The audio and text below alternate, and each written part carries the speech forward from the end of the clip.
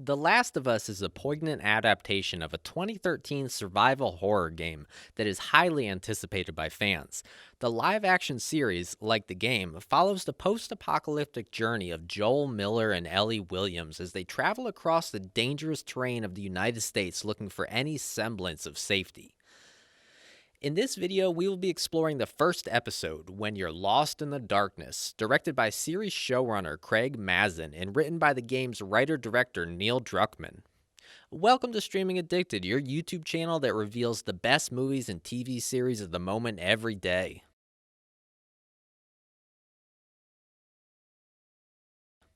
The episode begins in 1968, where two epidemiologists, Dr. Newman and Dr. Schoenhuis, are being interviewed by a talk show host about contagious viruses. Schoenhuis is more concerned about airborne pathogens, while Newman asks the audience to consider the effects of global warming on naturally occurring fungus that could dominate the entire human race with no hope for a cure.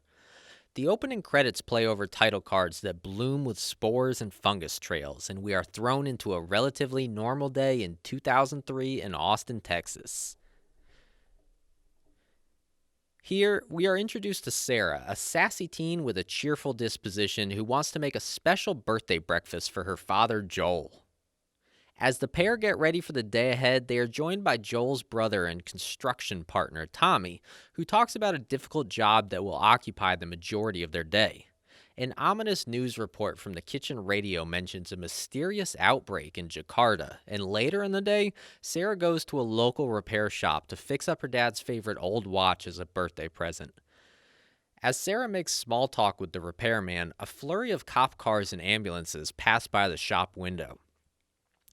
Sarah is pushed out of the shop once the watch is fixed, and she goes over to spend some time with her neighbors, the Adlers, where a sickly old woman sits unresponsive in the living room. Sarah takes that as a sign to leave and heads home to wait for her dad. Joel and Sarah's quiet night of celebrations are disrupted when Tommy calls to ask his brother to bail him out of jail. The episode brilliantly expounds upon our main characters' lives, past and present, along with digging deep into the psychological effects of trauma that come with living in a post-pandemic world. The Last of Us is anything but dead on arrival, and with its emotional storytelling and rich characterization, it promises to be a gripping and powerful series. Sarah drifted off to sleep while watching a movie with her father, only to wake in the middle of the night to the jarring sounds of sirens, helicopters, and screams from the street outside. Stepping out of her house, she is confronted with the disorienting chaos of flashing lights in a distressed neighborhood. Startled by the Adler's dog, she follows it to their residence, where she discovers a horrific scene of Nana devouring Connie and Danny with grotesque tendrils of fungus. Sarah flees to the front yard just in time to be rescued by Tommy and Joel, who pull up in their truck, subdue Nana, and drive her to safety on the nearest highway.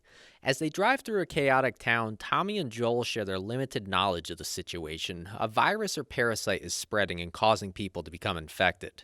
They are unable to escape the town due to blocked highways and quarantine blockades. Their attempt to go off-road leads them to a downtown district where chaos reigns. A plane crash causes an explosion that demolishes their truck, leaving them injured but not defeated. Joel tends to Sarah's broken ankle while Tommy surveys the horrific scenes of the infected feasting on others. When they are chased by an infected, a military officer saves them, but they are soon targeted due to paranoia about the virus. Despite showing no signs of infection, the officer is ordered to kill Joel and Sarah. In the ensuing struggle, Sarah is shot and dies in Joel's arms, leaving him heartbroken. In a time jump to 2023, the setting is now a post-apocalyptic Boston, with dilapidated high-rises, broken streets, and overgrown vines. The city is heavily fortified, with walls forming the Boston Quarantine Zone, where the remaining police force, Fedra, has become oppressive and violent. The citizens lead a miserable life, with chores such as burning dead bodies, sweeping streets, and maintaining town sewage for meager wages in the form of ration cards. They are strictly monitored and face severe punishment, such as imprisonment or public execution, for non-compliance. The rebel group, Fireflies, is in opposition to Fedra's regime. In the 20-year time jump, it is revealed that the disease is a mutated form of the cordyceps fungus, which Dr. Newman had previously suggested. The world has also learned that signs of infection include muscle spasms, coughing, slurred speech, and changes in mood, and the speed of infection depends on the location of the bite, ranging from 5 minutes to 24 hours. These new insights will become important later in the story. Joel and Tess set out on a mission to retrieve the car battery, which they believe was sold to the leader of the Marlene led Fireflies, a rebel group who are fighting against the oppressive Fedra. They sneak into the heavily guarded Firefly stronghold, where they meet with Marlene, who reveals that she has the battery, but only on the condition that Joel and Tess smuggle a young girl, Ellie, Caitlin Dever, out of the QZ and deliver her to the Fireflies lab in Salt Lake City. Ellie, it turns out, is immune to the cordyceps infection, and the Fireflies believe that she could hold the key to creating a vaccine. Joel is initially hesitant to take on the job, but after Tess is killed during a botched escape attempt, he feels compelled to fulfill the mission in her honor.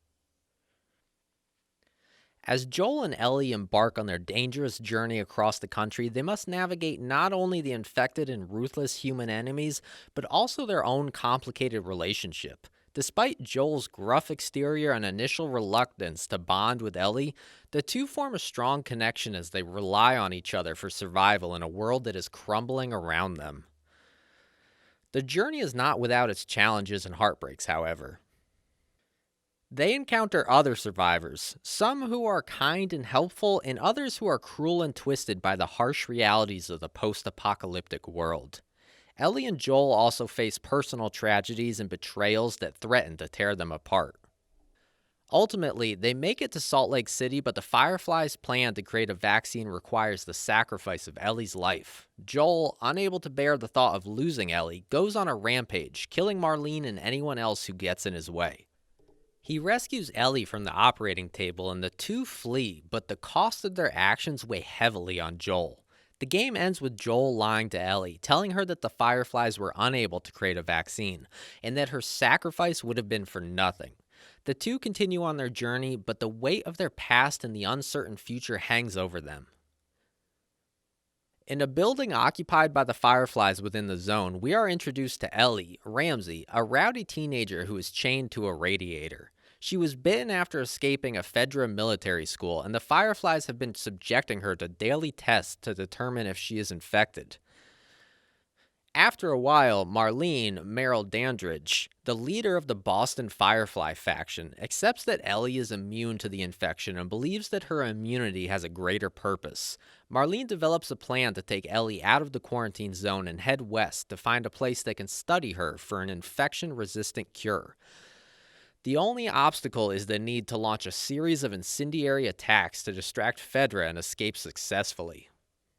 Meanwhile, Joel and Tess have a plan to avenge their battery and end up at the Firefly building, where they find Robert dead and several injured Fireflies, including Marlene. The Fireflies were the ones Robert decided to sell the battery to instead of Tess, but Marlene refused the sale after discovering the battery's corrosion. Just before Joel and Tess arrived, a firefight broke out between Robert and the Fireflies, causing injuries, casualties, and alerting Fedra to their secret base camp, which creates a huge problem. Marlene was lucky when Joel burst into the room looking for an enemy and found only an old friend of his brother. It was revealed that Tommy had joined the Fireflies during the 20-year gap, causing a major rift between the brothers, leading to their separation over time. Marlene convinced Joel and Tess to take Ellie to the remaining Firefly faction near the Massachusetts State House outside the QZ, using the strained connection between the borders to her advantage. Joel was hesitant at first, as he wanted to find Tommy, but Marlene assured him that the Fireflies would give them all the supplies they needed to find Tommy if Ellie arrived safely at the State House. While waiting for the sun to go down, Joel and Ellie recuperated in Tess's apartment.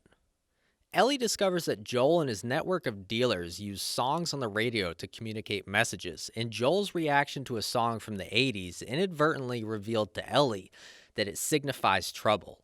Later, the trio geared up and carefully sneaked out to the restricted area, bypassing numerous federal patrols and searchlights. However, they were spotted by an officer whom Joel sells pills to. In the world's biggest betrayal, Officer Pill Popper treats them as hostiles and subjects them to infection testing. Ellie, fearing her secret being exposed, stabs the officer, which causes him to draw his gun on them. Joel, traumatized by losing his daughter, tackles the guard and beats him. Meanwhile, Tess catches a glimpse of the blaring red scanner and aims to inflict harm on Ellie, who displays a bite wound on her arm, claiming it's 3 weeks old. Joel is too far gone to understand what is happening, and Ellie tries to explain her immunity, but they hear more Fedra soldiers coming their way. They will have to decide Ellie's fate later. Joel snaps out of his stupor and leads the two through a fence to the crumbling capital city leading to the State House. As they walk into the freedom of the wild, unmanned terrain, we briefly return to Joel's QZ apartment, where the radio turns on to play Depeche Mode's 1987 hit Never Let Me Down Again, indicating that their mission to deliver Ellie is doomed. The next episode will reveal what fate has in store for Joel, Tess, and Ellie. Did you feel the tension and fear as Joel, Tess, and Ellie snuck past Fedra patrols and searchlights, risking execution if caught? And how about that shocking betrayal from Officer Pill Popper, who they thought was a friend? Let us know your thoughts in the comments. If you're enjoying this breakdown of The Last of Us Episode 1, make sure to hit that like button and subscribe to our channel for more content like this. And don't forget to turn on notifications so you don't miss our next video.